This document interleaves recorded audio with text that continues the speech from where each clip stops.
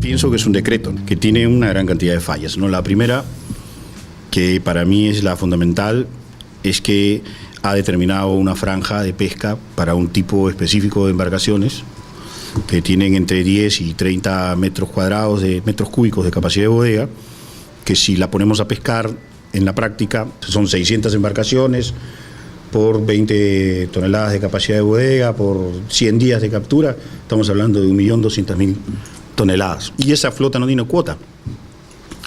La cuota está distribuida entre las embarcaciones de flota industrial y se le estaría asignando una porción de la anchoveta que no tiene ningún tipo de razón para hacer. Aparte de eso, no veo por qué razón tenemos que mandar a esta flota industrial afuera de las 10 millas, cuando podría pescar tranquilamente entre las 5 y las 200 millas, ocupando todo el mar. Yo quería emitir una opinión personal, no es la opinión del proyecto, refiriéndome a los regímenes que hay actualmente en el acceso al recurso. Yo pienso que deberían ser dos, y solo dos, porque uno es el que regula la pesca fuera de la zona de 5 millas y otro dentro de la zona de 5 millas, que es la región que tenemos la obligación de defender, porque ahí se presenta la mayor cantidad de biomasa de todas las especies, la mayor cantidad de juveniles, la mayor cantidad de desobantes, la mayor biodiversidad. Y es cierto lo que dice Francisco, en el sentido de que el límite para la zona de 5 millas fue hecho, digamos, por un criterio precautorio, por tener que usar una referencia, pero puede ser variable. Lo que pasa es que no hemos estudiado a fondo cómo hacerlo, y podría ser elástico en el tiempo, pero esa investigación no se ha hecho. En algunas zonas podría ser que sean más de 5 millas, en otras zonas podría ser menos de 5 millas. Pero sí hay una razón para controlar la pesca en zonas muy cercanas a la costa, y son los fondos. Los fondos que son sustentos a los recursos bentónicos, la concha de abanico, las machas, el chanque, qué sé yo, tantas especies que hay, y cuyo hábitat es dañado por las redes de pesca, por las redes de cerco completamente. Entonces tampoco la modificación que se pudiera hacer sobre la zona de 5 millas va a tener de todas maneras ciertos parámetros, que es lo que se va a tener que estudiar. Hay una discusión acerca de la distancia a la cual se debe permitir la pesca destinada para la industria o destinada para el consumo humano. Y yo estoy totalmente de acuerdo en que hay que dar una zona de protección, pero yo creo que desde un principio hubo un error. No debemos hablar de distancias, debemos hablar de profundidades. Acá debió haberse trazado una línea que establezca una profundidad que los científicos consideren que es una profundidad aceptable para proteger la biodiversidad. Entonces, si en el norte pues es 6 millas y en el sur es 1 milla, pues así será. Es una línea isométrica, no es una línea recta paralela a la costa. Ese es un concepto simplista de decir, trazo mi raya a las 5 millas y después, porque me gustan los múltiplos de 5, otra a la de 10, otra a 15 y otra a 20. No es así la pesca. Entonces, creo que ninguno de los profesionales que está aquí me puede refutar de que lo que se busca preservar son los fondos y la biodiversidad, y eso es a una profundidad. Entonces, habrá que hacer un trabajo con la Dirección de Hidrografía de la Marina, con el IMARPE, y establecer una nueva frontera entre la zona donde deben pescar los artesanales y la zona donde deben pescar los industriales. En eso estamos todos de acuerdo. Con respecto al decreto 005, yo creo que ha sido bastante analizado en diferentes foros, y voy a ser muy breve. Yo creo que es un decreto que debe ser derogado, porque tiene demasiados errores. Podrá haber sido bien intencionado, pero no ha sido bien estructurado y no ha sido bien presentado para buscar el objetivo que desea. Supuestamente este es un decreto para proteger a los artesanales, y no los está protegiendo, porque hemos puesto pues a los caballos atrás de la carreta.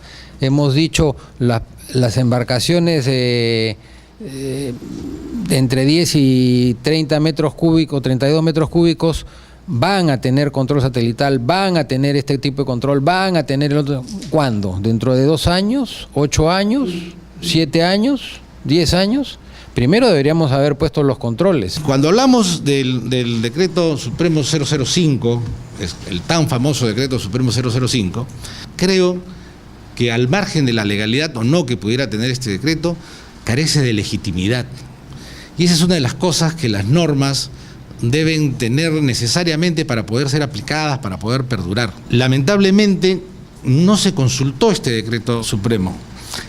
La señora ministra ha dicho en algún momento que el decreto 1084 tiene las mismas características porque tampoco se consultó. Está equivocada. Y probablemente de buena intención se equivoca porque no es pesquera, no conoce el sector. Porque si hay una norma en el Perú, en el sector pesquero, que ha sido consultada en todos los puertos del litoral, ha sido el decreto 1084, que generó lo que se llama los límites máximos de captura por embarcación.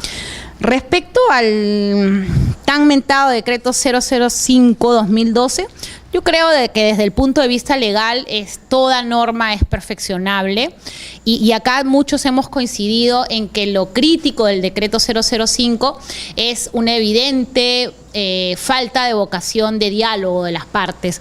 Hemos visto unas discusiones ya muy acoloradas, donde la autoridad y los empresarios, no solamente los grandes, sino los pequeños, los medianos, los chiquititos, se han visto distraídos respecto a lo que en realidad regula esta norma.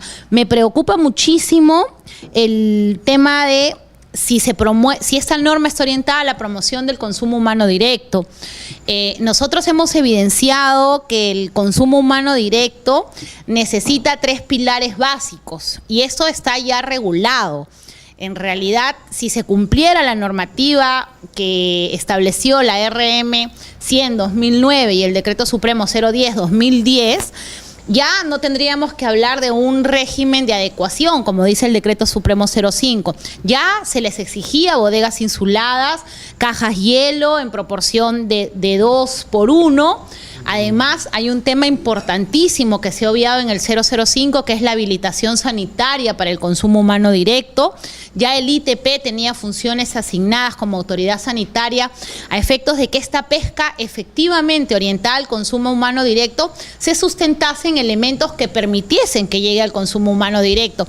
Lo que hemos visto es una nueva apertura a un régimen de adecuación que preocupa a la industria, preocupa a los actores, preocupa a los abogados, preocupa a los ingenieros, porque evidentemente esto genera una mayor demanda.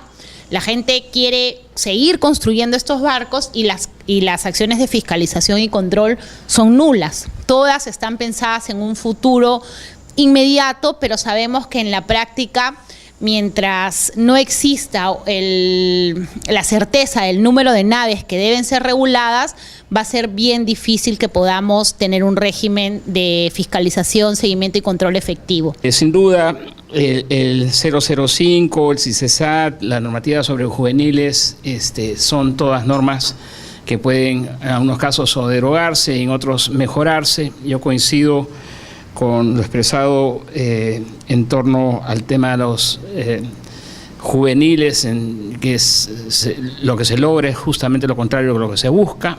En el CICESAT sí considero que hay un problema y totalmente coincido con Úrsula, lo cual no es sorprendente, que en el sentido que yo no puedo escoger a mi supervisor y ponerlos a competir entre supervisores para ver quién me supervisa a mí, en base a qué criterio escojo, qué tipo de lealtades formo. Eso es fácil de arreglar, pero es un problema. Pero el tema de fondo creo que es la coexistencia de regímenes diferentes para un mismo recurso. Y eso, coincido totalmente con el doctor Espino, eso hay que modificarlo. Acá tiene que haber una cuota global para toda la pesquería, tienen que haber vedas que se respeten en los momentos de las vedas reproductivas por todos los actores, la legislación adecuada y corregida sobre juveniles debe ser aplicable a todos, el sistema de seguimiento satelital y fiscalización debe aplicarse a todos, etcétera, porque es una misma pesquería. Coincido totalmente con Ricardo Bernales en que el tema acá es proteger la biodiversidad, proteger la sostenibilidad del recurso. Y por lo tanto, lo que tenemos que hacer es, por ejemplo, no hablar de distancias de la línea de costa, sino de profundidades. Eso es totalmente razonable.